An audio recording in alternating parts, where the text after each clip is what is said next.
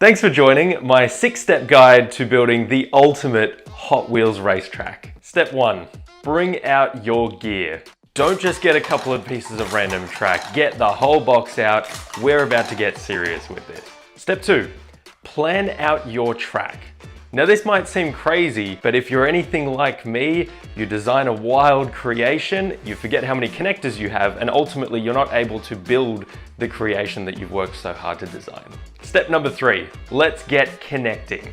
Now this is a critical part of the building process.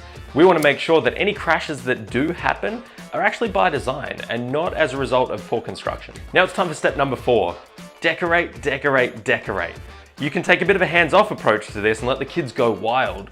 Get them to get all their Lego pieces out, building blocks, anything that's going to make the track more visually appealing and ultimately add to their masterpiece. Step number 5, and this is one of my favorite steps, choose your races.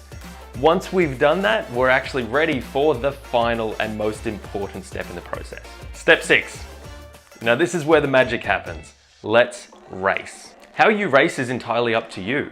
If you have a single track layout, you might do time trials. If you have a double track layout, you might do one-to-one racing.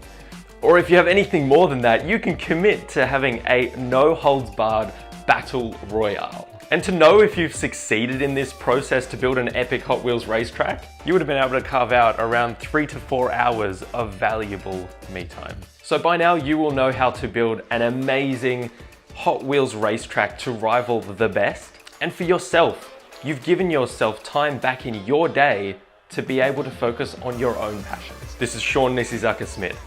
See you next time.